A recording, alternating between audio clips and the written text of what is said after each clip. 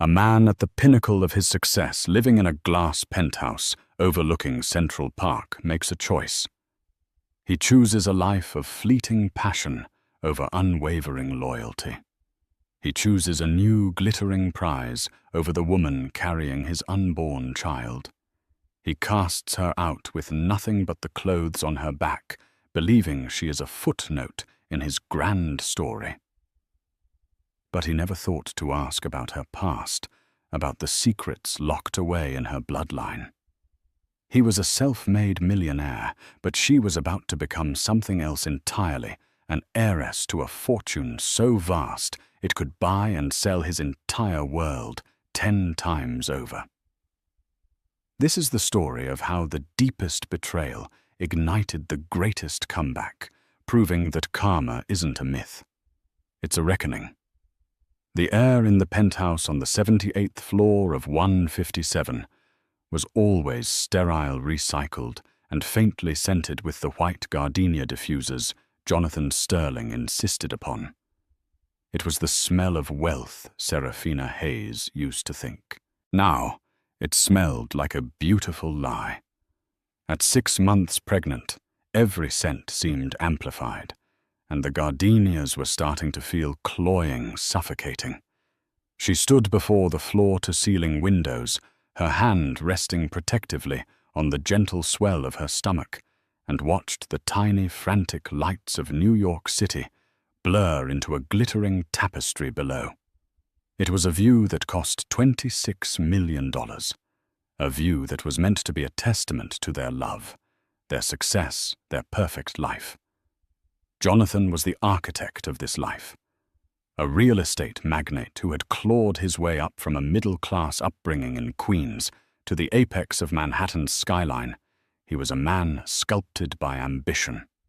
When they met, she was a freelance art curator with a passion for obscure Renaissance painters, and he was a charming, relentless force of nature who saw her not just as a partner, but as the perfect final touch to his masterpiece of a life. He loved her quiet elegance, her gentle nature, the way she made their cold, modernist apartment feel like a home. Or so he said. Lately, the architect was spending more time admiring other buildings. The signs were small at first, almost laughably cliché. Late nights at the office that stretched into the early morning. The scent of an unfamiliar perfume. Something sharp and musky, like Chanel Coco Noir, clinging to the lapel of his Brioni suit. The way he angled his phone away from her, a sudden sharp movement that felt as violent as a slap. When she gently questioned him, he'd mastered the art of loving gaslighting. "Sarah, baby, you're being sensitive." "It's the pregnancy hormones," he'd say, stroking her hair. His touch feeling practiced and hollow. "This new development deal in Hudson Yards is a monster. I'm doing this for us, for our son." He always brought it back to their son, the little boy they'd already named Leo. It was his ultimate trump card, the perfect way to make her feel guilty and irrational. And for a while she believed him. She wanted to believe him. She was building a nursery, filled with hand-painted stars, and dreaming of Leo's first steps on the imported Italian marble floors, while Jonathan was methodically dismantling the foundation of their world. The first concrete crack appeared on a Tuesday. Jonathan was in the shower, his phone left charging on the marble vanity. It buzzed incessantly. Serafina glanced over her heart, a frantic drum against her ribs. She'd never violated his privacy, priding herself on their trust. But trust had become a phantom limb, a feeling she remembered having, but could no longer locate. With trembling fingers, she picked it up. The screen was lit with a string of messages from a Chloe Vance.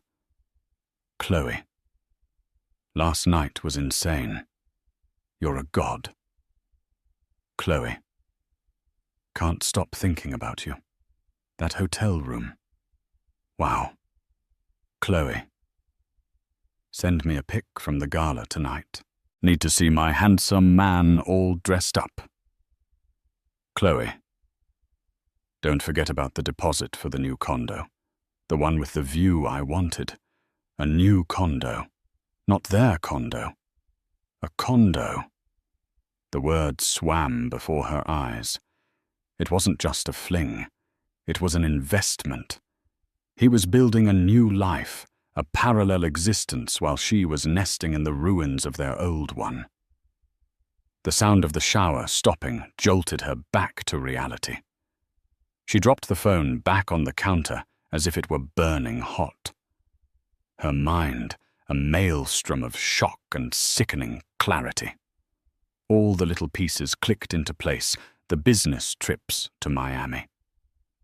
The extravagant charges on the black card for jewelry she'd never received from places like Graff Diamonds. The sudden disinterest in feeling the baby kick. He walked out of the bathroom, a towel slung low on his hips, radiating the casual arrogance of a man who believed he was untouchable. He smiled at her, a perfect, white, predatory smile. Morning, beautiful. Big night tonight. The Children's Foundation. Gala.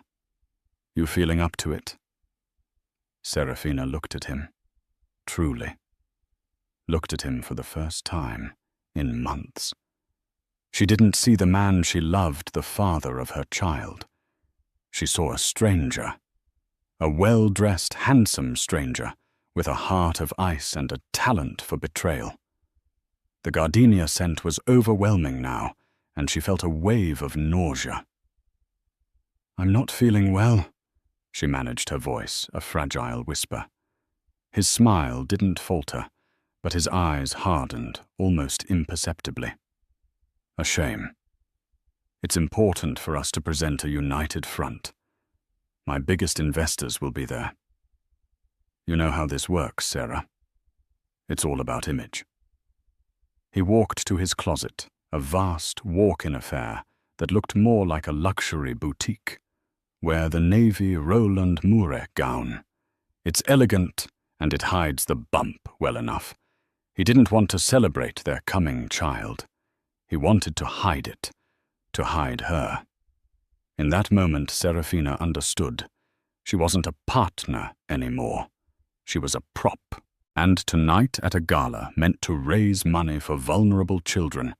Her own child's father was going to stand on a stage and sell the world a beautiful, perfect lie. A lie she was no longer willing to live inside. The gilded cage had never felt smaller, its bars never colder. She knew with a terrifying certainty that settled deep in her bones that their life as she knew it was already over. The only question was how brutally he was going to tear it all down. The hours leading up to the gala were a silent, agonizing ballet of pretense. Serafina moved through their cavernous apartment like a ghost, the unspoken truth hanging in the air between them, thick and heavy as velvet curtains. She put on the navy gown. It was a beautiful dress, a relic from a time when she believed his gifts were tokens of love, not expensive gags. The dark silk clung to her changing body, a constant reminder of the life growing inside her, a life now tethered to a lie. She watched herself in the mirror, a stranger with haunted eyes and a pale, drawn face. Jonathan was oblivious, or perhaps he simply didn't care.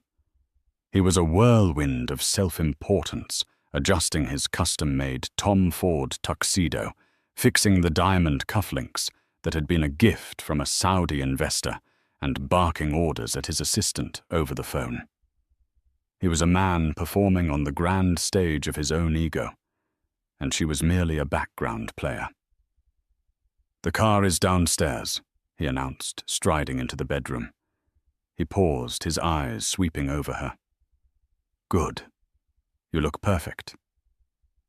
Composed. It wasn't a compliment on her beauty, but on her ability to contain her burgeoning form, to maintain the facade. The ride downtown to Cipriani Wall Street was suffocatingly silent.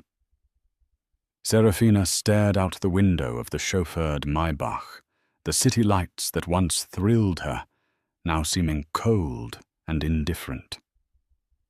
She could feel his impatience radiating from the other side of the plush leather seat. He wanted her to be the smiling, adoring wife. He needed her to play her part. The moment they stepped out of the car, the performance began. Flashes from paparazzi cameras exploded in their faces. Jonathan's hand went to the small of her back, a possessive proprietary gesture for the cameras. He smiled, waved, and guided her down the red carpet, a king in his court. Inside the grand hall was a sea of jewels, champagne, and calculated power. The air buzzed with the low hum of 1,000 conversations, each one a negotiation, a validation, a transaction. Jonathan Darling.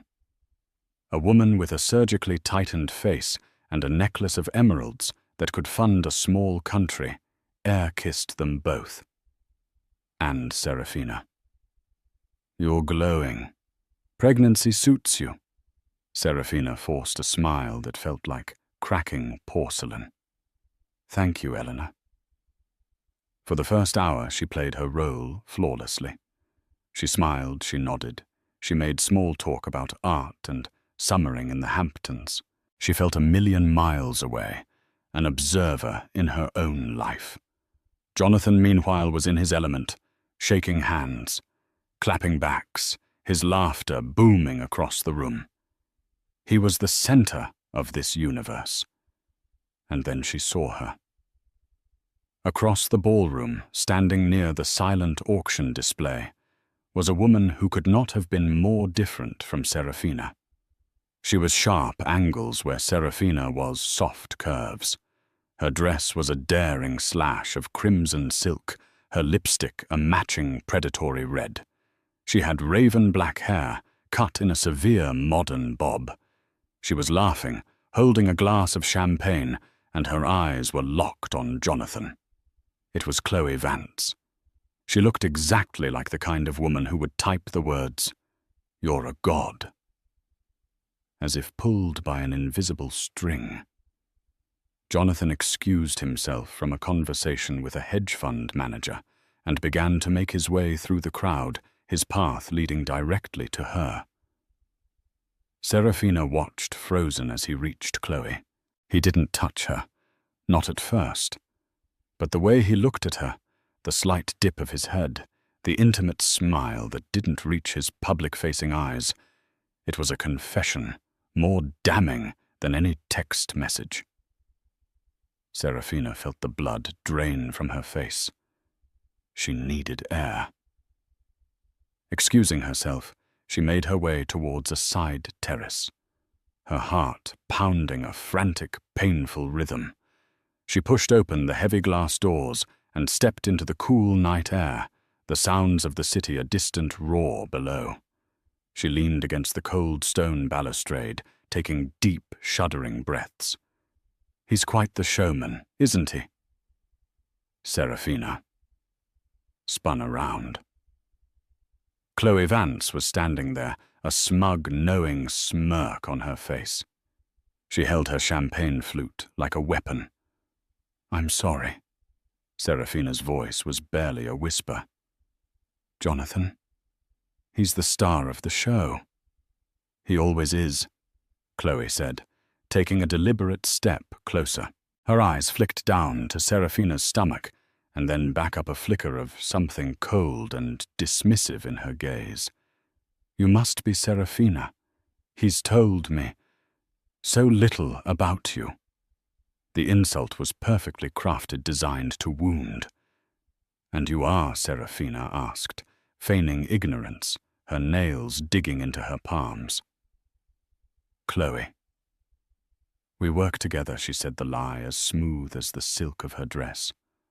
On the new Hudson Yards project. I'm the lead interior designer. I see, Serafina, said her voice trembling, despite her efforts to keep it steady.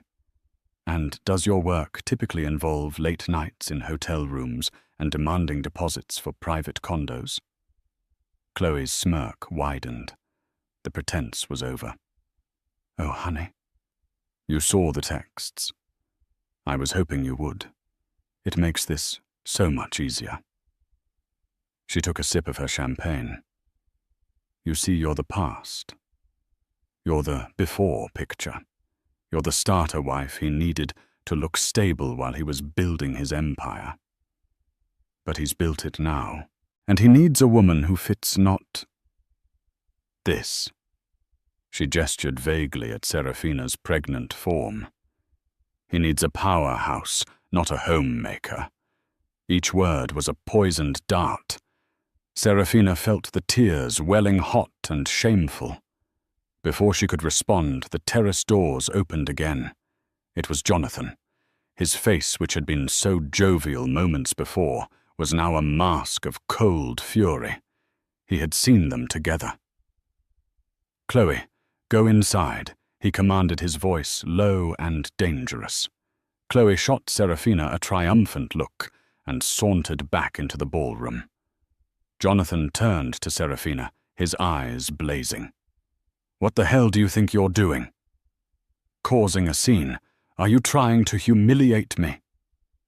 You're humiliating me. Serafina choked out the words, finally tumbling from her lips. You're humiliating our marriage, our child. I know everything, Jonathan. I saw the messages. The condo.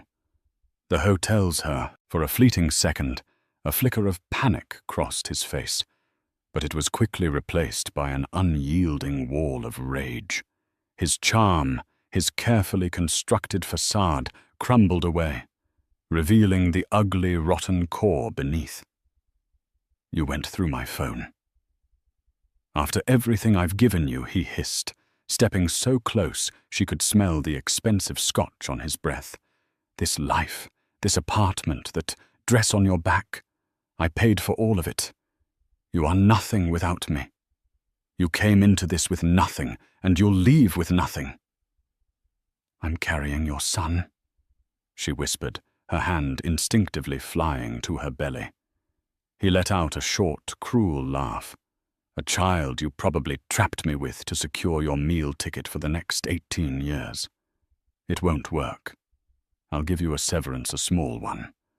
Enough to get you started somewhere far away from here. You will sign an NDA.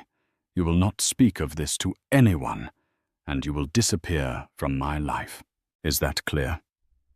The sheer, breathtaking cruelty of it stole her breath. This wasn't a crumbling marriage. It was a hostile takeover.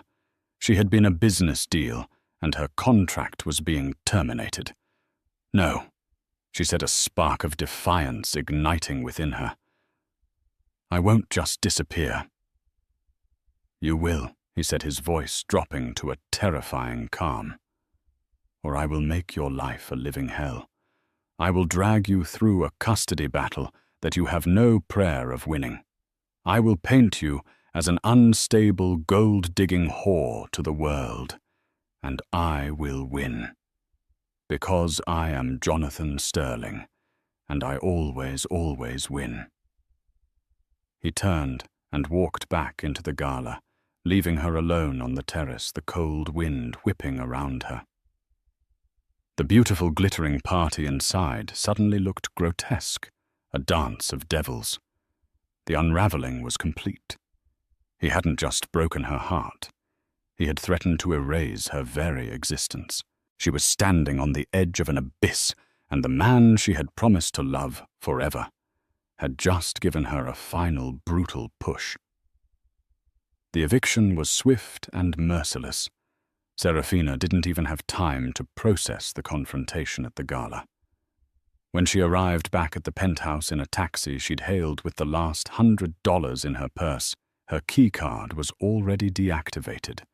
A stoic, square-jawed security guard, a man who had greeted her by name every day for 3 years, stood by the private elevator, his eyes refusing to meet hers. "I'm sorry, Mrs. Sterling," he said the Mrs., sounding like a cruel joke. "My orders are not to allow you access to the residence. But my things, my clothes, my personal belongings. The baby's room." Her voice broke.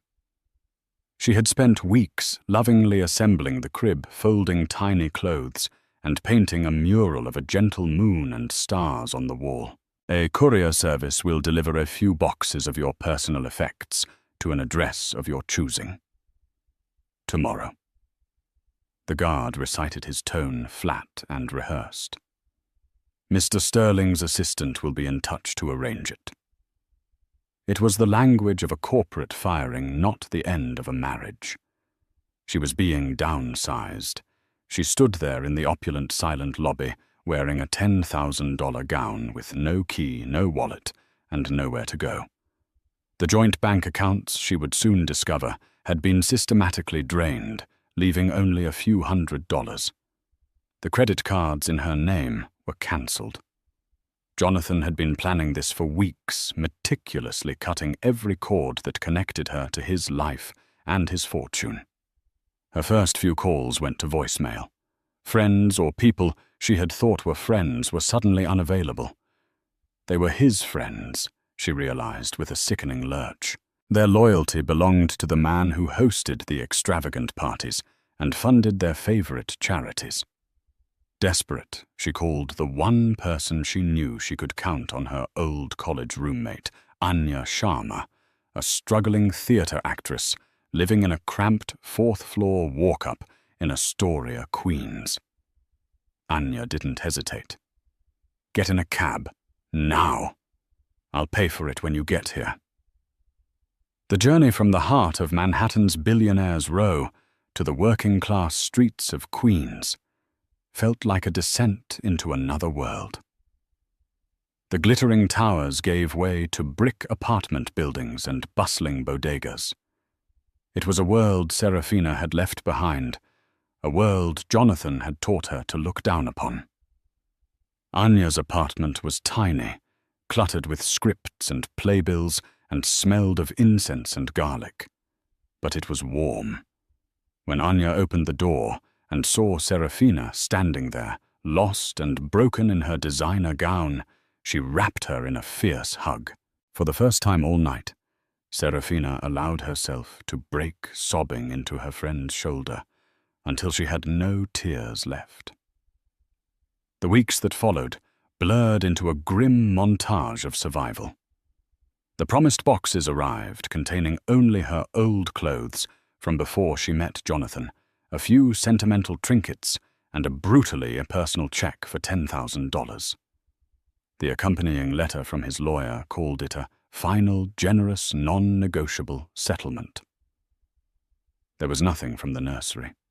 No ultrasound pictures, no baby books, no hand-knitted blanket her own mother had made before she passed away. It was a calculated act of cruelty, meant to sever her from their shared past and their child's future. That $10,000 had to last. Serafina found a small, dreary basement apartment in a less than desirable part of Brooklyn. It was damp, the single window looked out onto a concrete wall, and the sound of the upstairs neighbors' arguments was a constant soundtrack. But it was hers. She bought a second-hand mattress, a hot plate, and a few pieces of mismatched furniture. Her days were spent navigating the labyrinthine bureaucracy of social services, applying for Medicaid, and trying to find freelance work. No one wanted to hire a heavily pregnant art curator with no recent references. Her world had shrunk from the sweeping vistas of Central Park to the 4 damp walls of a subterranean room. The shame was a physical weight. One afternoon, while waiting in line at a food pantry, she saw a glossy magazine at the checkout stand. On the cover was Jonathan and Chloe beaming. The headline read, "Power Couple, Jonathan Sterling and Design Maven Chloe Vance on Love Life and Building the Future." In the article he was quoted as saying he was happier than he'd ever been, and that he was looking forward to a future unburdened by the mistakes of the past. He made no mention of a wife or a child. She had been completely and utterly erased. The loneliness was the worst part. It was a cold, constant companion. She would sit in her small, dark room, her hands on her belly, feeling Leo kick, and she would be flooded with a terrifying mix of love and fear. She was his sole protector, his only hope, and she felt so profoundly, hopelessly inadequate. Some nights the despair was so deep she could barely breathe. She would curl up on her lumpy mattress, the sirens wailing outside, and wonder how she was going to survive, how she could possibly bring a child into this bleak, unforgiving world. Winter came blanketing the city in a sheet of unforgiving ice. The heating in her apartment was temperamental at best. She spent her days wrapped in a threadbare blanket, nursing a single cup of tea to warm her hands. Her savings were dwindling at an alarming rate. She sold the last piece of decent jewelry she owned, a pair of simple pearl earrings from her mother, just to make rent and buy prenatal vitamins.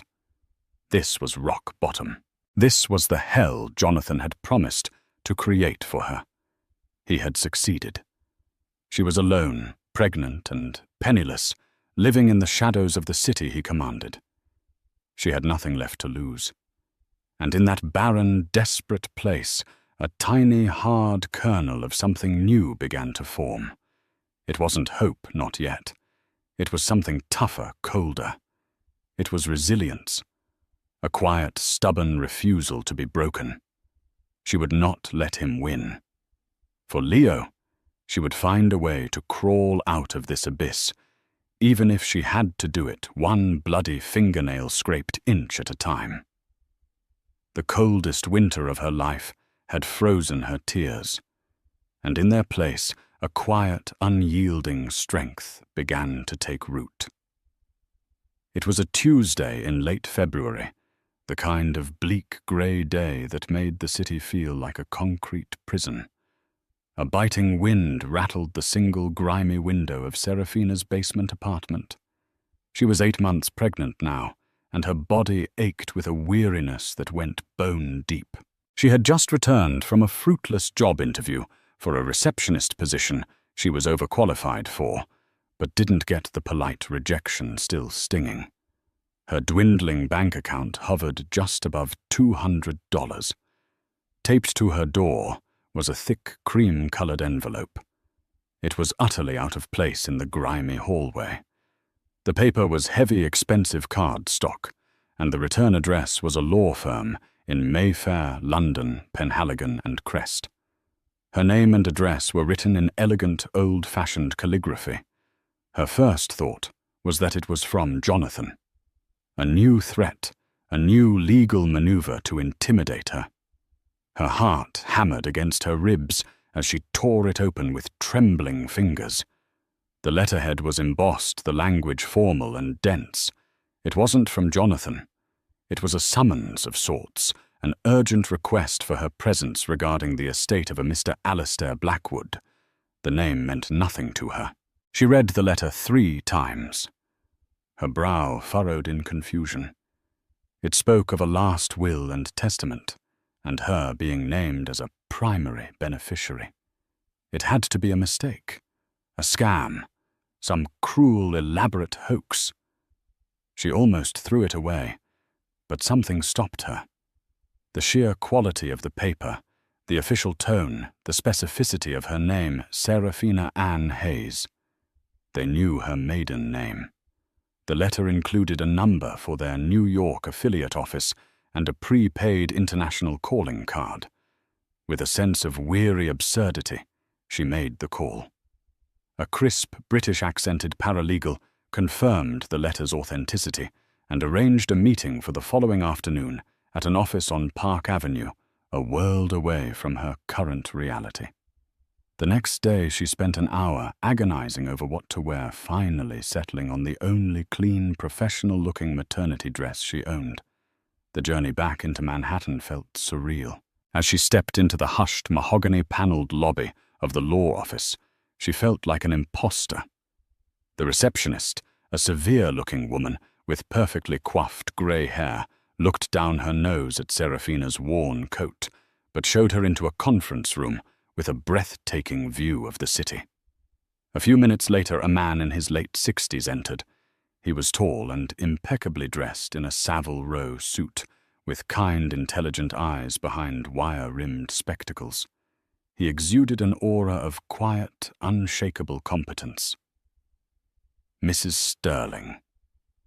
Or do you prefer Miss Hayes?" he asked, his voice a gentle, melodic baritone. He didn't wait for an answer. "Let us say Miss Hayes. I am Arthur Penhaligon." He shook her hand. His grip was firm and reassuring. "I think there's been a mistake," Serafina began immediately. "I don't know anyone named Alistair Blackwood." Mr. Penhaligon gave a small, sad smile. "Please, sit." He opened a thick leather briefcase and laid out a file.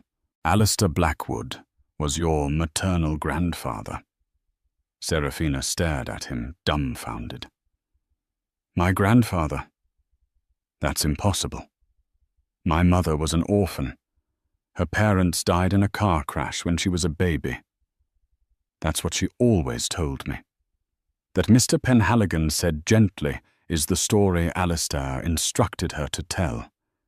It was a fiction they both agreed upon. The truth is somewhat more complicated." He paused, choosing his words carefully. "Your mother, Eleanor Blackwood, was not an orphan. She was Alistair's only child, his beloved daughter. But she fell in love with a man. He did not approve of your father, a humble university librarian. Alistair was a man of immense wealth and influence. He came from old money. He expected his daughter to marry within their circle. When she chose love over legacy, he gave her an ultimatum: end the relationship or be disowned. She chose your father. The story was so outlandish, so dramatic, it felt like something from a novel." Serafina sat in stunned silence as he continued. Alistair cut her off completely. He was a proud, stubborn man, and he came to regret his decision profoundly, especially after your mother's untimely death a decade ago. He tried to find you then, but you had just married Mr. Sterling and changed your name. You had, for all intents and purposes, vanished into a new life. He respected your mother's choice and decided to watch over you from a distance, never wanting to intrude. He passed away 2 weeks ago, at the age of 94. Mr. Penhaligon slid a document across the polished table. It was the first page of Alistair Blackwood's will. He spent the last 40 years of his life building one of the world's largest private logistics and technology empires, Blackwood Global Holdings. He never remarried and had no other children. In his will, he named your mother as his sole heir. In the event of her passing, the entire inheritance passes to her only living issue. To you, Miss Hayes. Serafina's eyes scanned the page, her mind struggling to comprehend the words. The entire inheritance, she echoed weakly. What does that mean? Mr. Penhaligon looked at her directly, his gaze steady and kind. It means that you are now the sole proprietor of Blackwood Global Holdings. The portfolio includes controlling interests in global shipping lines, several major tech startups, a vast international real estate portfolio, and a private equity fund. There are properties in London, Geneva, and Hong Kong. There is also, of course, the liquid capital. He paused, letting the weight of his words sink in. Ms. Hayes, I know this is a shock. To be precise, after probate, your net worth will be in the vicinity of $27 billion. The number didn't register. It was an abstraction, a string of zeros, with no connection to her reality of counting loose change for bus fare. 27 billion. Jonathan's entire net worth, the fortune he had built his identity on, was estimated at around 200 million. It was a rounding error in the Blackwood estate. She began to laugh. It wasn't a happy sound. It was the hysterical, unhinged laughter of a mind pushed beyond its limits. She laughed until tears streamed down her face. Tears of shock, of grief for the family she never knew, and of a wild, unbelievable irony that was almost too cruel to be real. Mr. Penhaligon waited patiently until her laughter subsided into shaky breaths. "I understand this is overwhelming," he said softly. Mr. Blackwood foresaw this. He left very specific instructions. "My firm's purpose is to guide you, to protect you, and to help you assume control of your legacy. Our first order of business is your immediate security and well-being. A secure residence has been arranged. A team is on standby to handle any and all of your current difficulties." His eyes held a flicker of something else, a deep professional disdain. "We ran a thorough background check, of course. We are well aware of your situation with Mr. Sterling." Serafina looked down at her swollen belly, at the life that Jonathan had dismissed and discarded. She thought of the damp basement, the food pantry lines, the crushing despair. And then she looked out of the window at the city skyline, at the towers of glass and steel, where men like Jonathan Sterling played God. He had cast her into the dirt, believing she was nothing. He had no idea she was the heir to a kingdom that made his look like a child's sandcastle. The faint knock of fate had not just opened a door.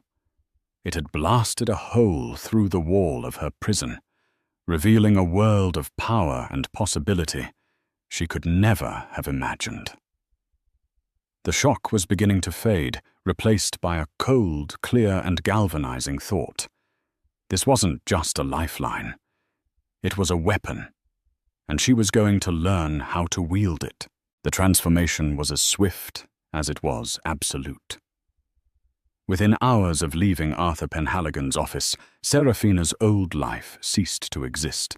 A black, bulletproof Cadillac Escalade whisked her away from the world of walk-ups and subway grates.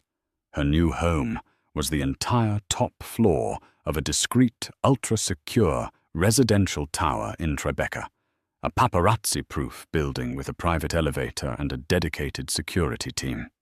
The apartment was a sprawling expanse of understated luxury, with warm woods, soft fabrics, and breathtaking 360-degree views of the Hudson River and the city. It was opulent, but unlike Jonathan's cold penthouse, it felt like a sanctuary.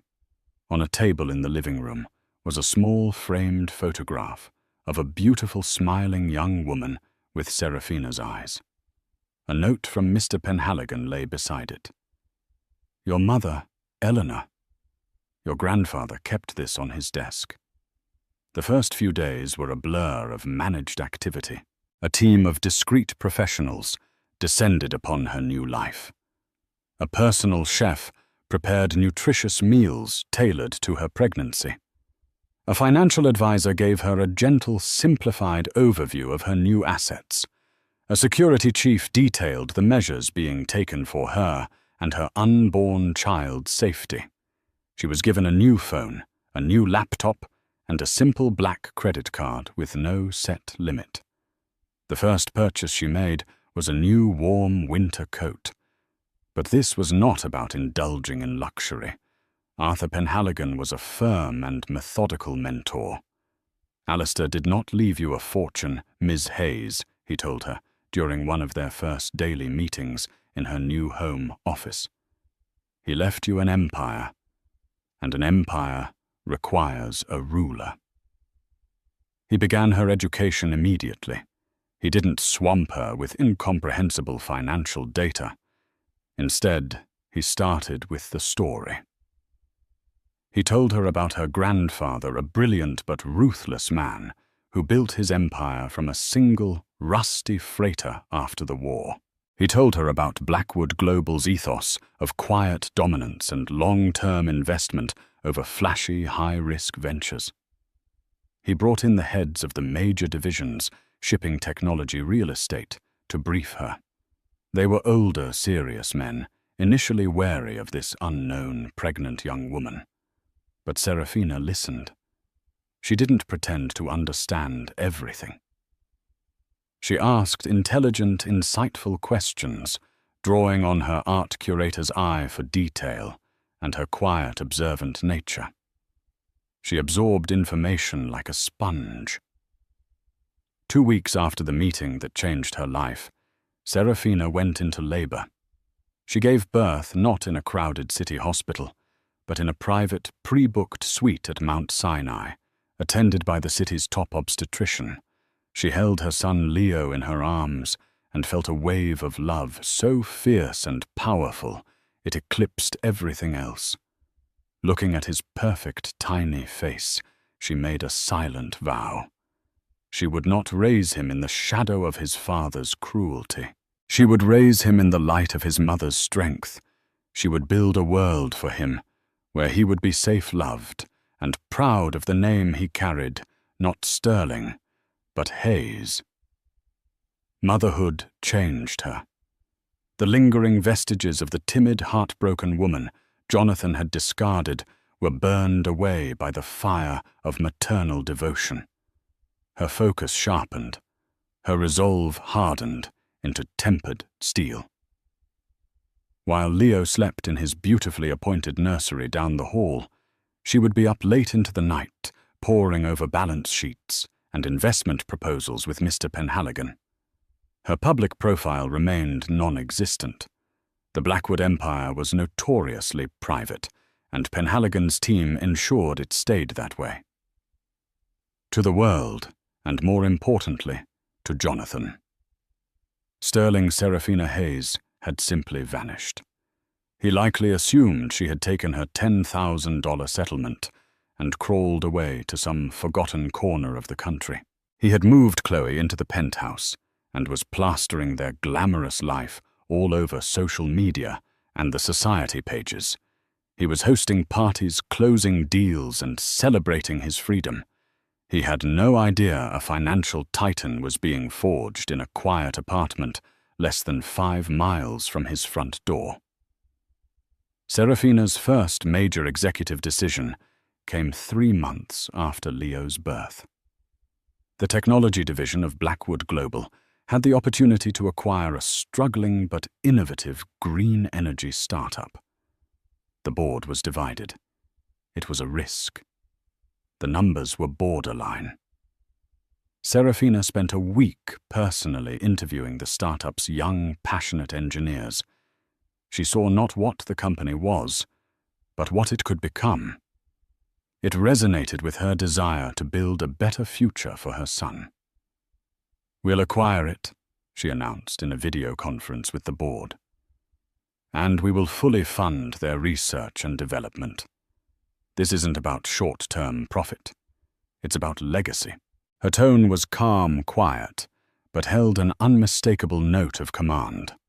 The board, accustomed to Alastair's decisive leadership, recognized the same steely core in his granddaughter. They voted unanimously to approve.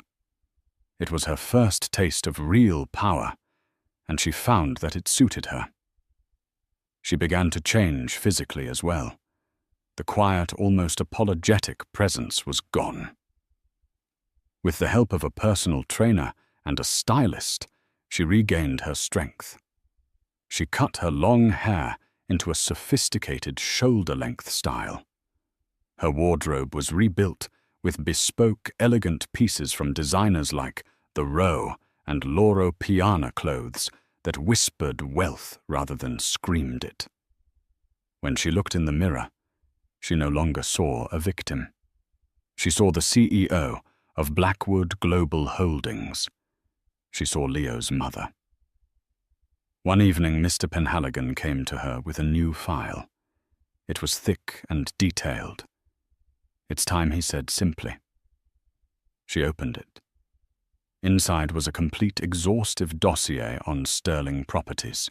It detailed every loan, every investor, every pending deal, every legal vulnerability. Jonathan's entire empire was laid bare on a few hundred pages. His biggest and most ambitious project, the one he'd called his monster deal, was a luxury residential tower in Hudson Yards. He was leveraged to the hilt to finance it, relying on a final round of funding from a Swiss investment firm to complete it. The Swiss firm Vector Capital has been a quiet partner of Blackwood Global for over 30 years. Mr. Penhaligon said, a slight, grim smile touching his lips. "They owe us a great deal of loyalty. They are, shall we say, open to our guidance on this matter." Serafina looked up from the file, her eyes cold and clear as diamonds. Jonathan had tried to destroy her future. Now she held his in her hands. The heiress had spent months learning her new role, consolidating her power and healing her wounds. The time for hiding was over. The time for a reckoning had begun. The downfall of Jonathan Sterling was not a loud, dramatic explosion, but a quiet, calculated implosion, orchestrated from the serene, sun-drenched home office of the woman he had tried to erase. Serafina's revenge was not born of frantic passion, but of ice-cold strategy. She approached the dismantling of his empire with the same meticulous precision she had once used to curate an art exhibition. Every piece had its place, every move its purpose.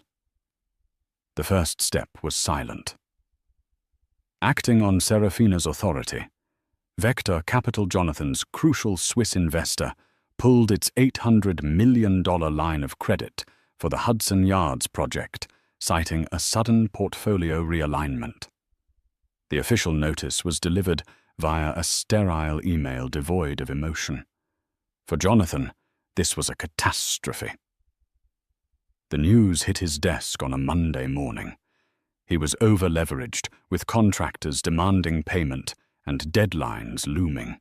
Without that final round of funding, the entire project, the crown jewel of his career, would collapse.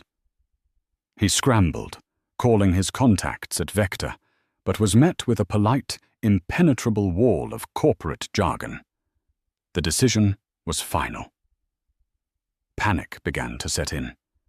He started calling other banks, other investors trying to secure a new line of credit.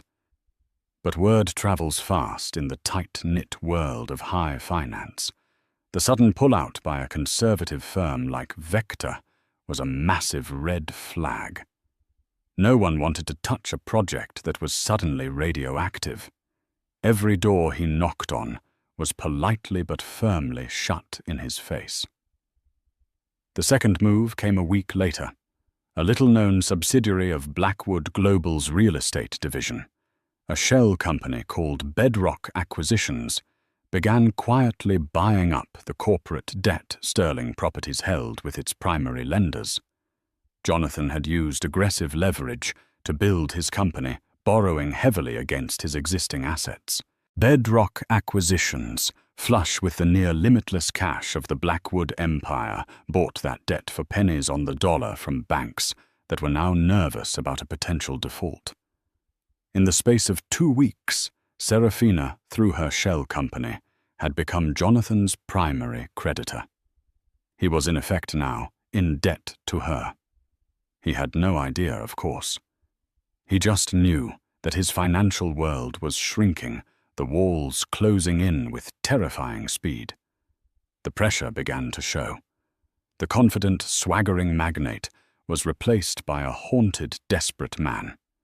There were furious, whispered arguments with Chloe in expensive restaurants overheard by gleeful gossip columnists. Chloe, who had been attracted to his power and success, had little patience for his stress and mounting failures. The shopping sprees slowed, then stopped. The talk of a summer on a yacht in the Mediterranean was replaced by tense silence. The final act was a masterstroke of corporate theatre. With the Hudson Yards project on the brink of foreclosure, a new buyer emerged, a mysterious ultra-private holding company. Another of Serafina's creations, called Phoenix Legacy Group, made an offer to buy the entire stalled project, along with the controlling interest in Sterling Properties itself, for a fraction of its original value. It was a low-ball offer, an insult. But it was the only offer on the table. It was either accept it or face total bankruptcy, public humiliation, and a barrage of lawsuits from his other investors. His back against the wall, Jonathan was forced to arrange a meeting with the principal of this Phoenix Legacy Group. He hoped to negotiate to appeal to their business sense to salvage some piece of his crumbling kingdom. The meeting was set for a neutral location, a top-floor conference room at the offices of Penhaligon and Crest, the same place where Serafina's new life had begun. Jonathan arrived looking haggard. His expensive suit seemed to hang off him, and there were dark circles under his eyes. He walked into the conference room, ready to plead his case to some faceless corporate raider. And then he saw her. Serafina was seated at the head of the long, polished table. She was not the broken, pregnant woman he had thrown out into the cold. This was a different person entirely. She wore a cream-colored silk blouse and a sharply tailored black suit that spoke of quiet, immense power. Her hair was sleek, her expression calm and unreadable. At her side, looking on with quiet approval, was Arthur Penhaligon. The color drained from Jonathan's face. He stopped dead in the doorway, his mouth agape, a litany of confused emotions. Shock, disbelief, dawning horror playing across his features. "Serafina," he stammered. "What? What is this? What are you doing here?" "I believe you're here to meet with the principal of Phoenix Legacy Group," she said, her voice even and cool, betraying none of the turmoil she felt inside. "That would be me. Please have a seat, Jonathan. We have a lot to discuss." He stumbled into a chair, his eyes darting around the room as if searching for an escape. "This is a joke. This is impossible. How could you— You never once asked about my family, Jonathan," she said, cutting him off. "You were never interested in my life before you. You just assumed I was— nothing, that I came from nothing. It was a rather costly oversight on your part." She slid the acquisition offer across the table. "This is the deal. You will sign over your company and all its assets, including the penthouse. In return, Phoenix Legacy will assume all of your debt and liabilities. You will be left with nothing, the exact same position you left me in. But I'm feeling generous. I won't leave you on the street. I've arranged for a severance. $10,000. She pushed a cashier's check across the table, the same amount he had given her. The symbolism was brutal, and it landed with the force of a physical blow. He stared at her, his face a mask of desperation. The arrogance was gone, replaced by a pathetic, pleading weakness. "Sarah, please, don't do this. I'm sorry.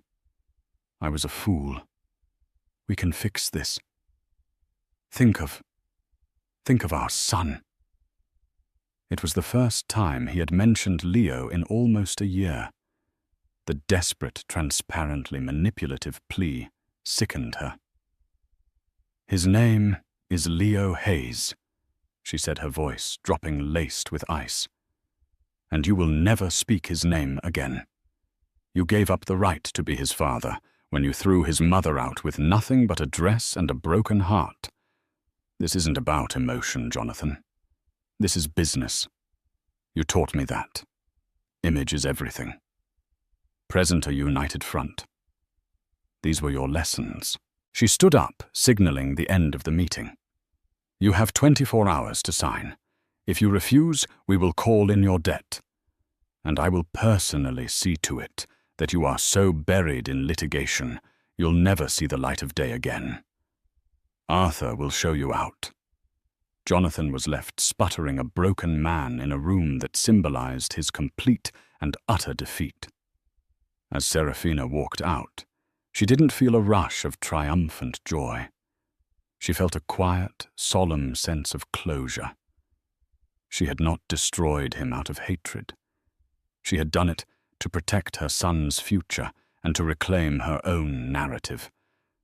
The architect of her pain was now trapped in the ruins of his own making, while she, the woman he had deemed worthless, was the architect of it all.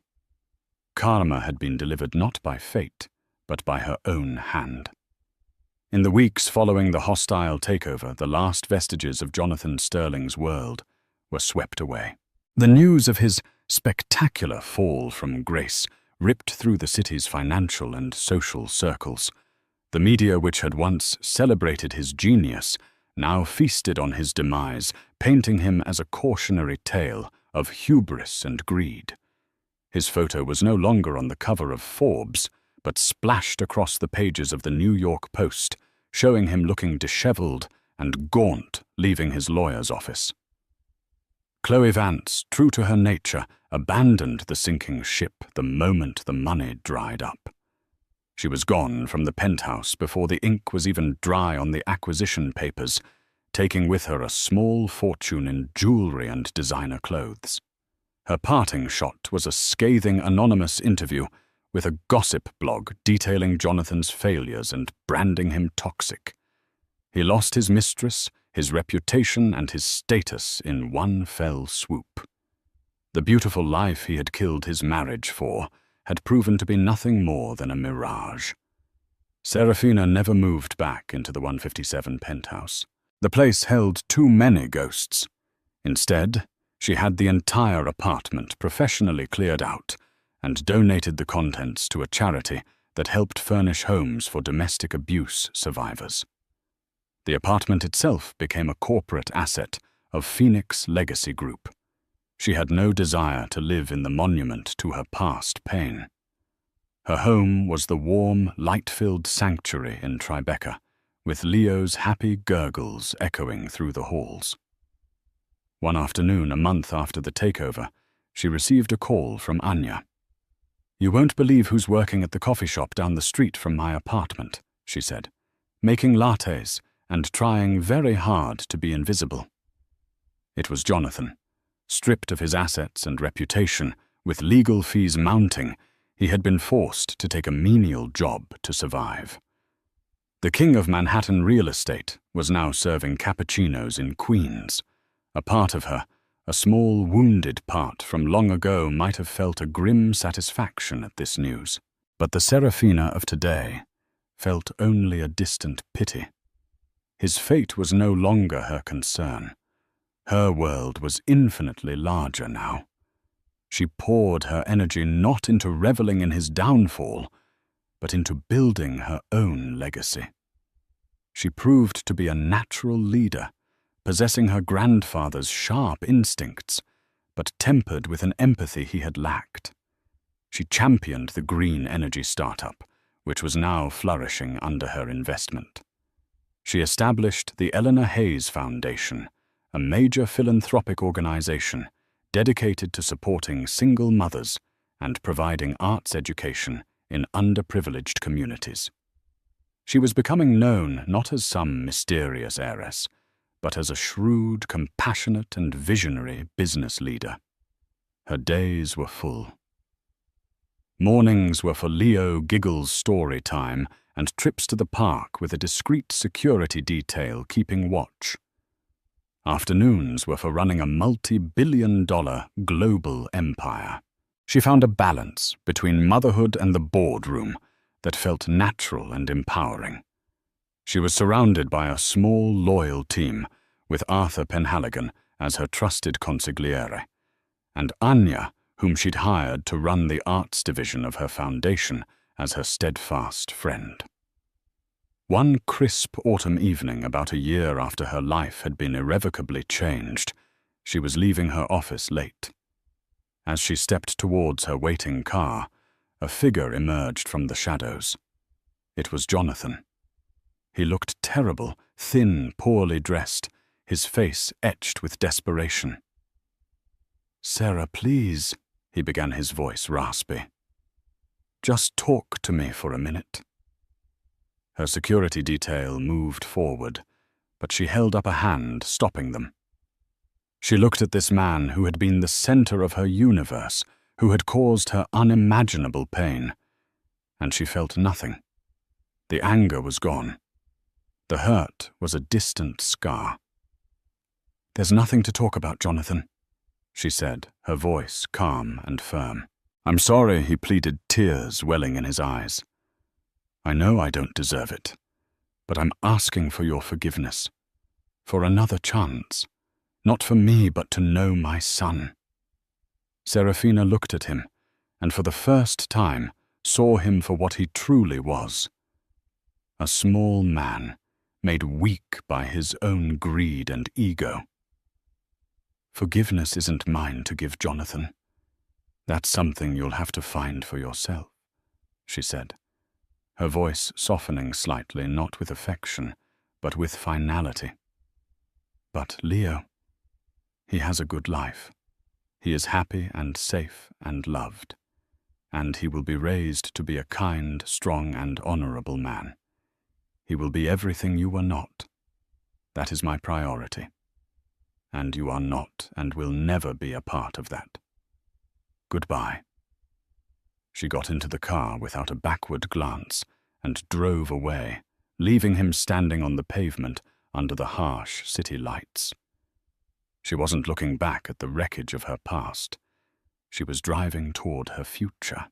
Her story wasn't a fairy tale of a woman saved by a sudden fortune. It was the story of a woman who was handed a tool and through her own intelligence, resilience, and strength of character used it to save herself. The money had been the catalyst, but the power had been inside her all along. As the car sped through the glittering streets of Manhattan, she smiled. She was not Jonathan Sterling's discarded wife or Alistair Blackwood's surprise heiress. She was Serafina Hayes, and she was just getting started. This was a story of ultimate betrayal, but more importantly of ultimate resilience. Serafina's journey shows us that sometimes hitting rock bottom is the very thing that allows us to build a foundation for a stronger future. Her karma wasn't a passive twist of fate that fell from the sky. It was a path she carved herself using the resources she was given to right a terrible wrong and build a legacy of strength for her son. It reminds us that our true worth is never defined by who we are with or what we have, but by the strength we find within ourselves when everything is taken away. What did you think of Serafina's epic comeback? Was her revenge justified, or did she go too far? Let us know your thoughts in the comments below. If you were moved by this story of justice and empowerment, please hit that like button, share it with someone who needs to hear it, and don't forget to subscribe to our channel for more unforgettable stories of karma and triumph. Thank you for listening.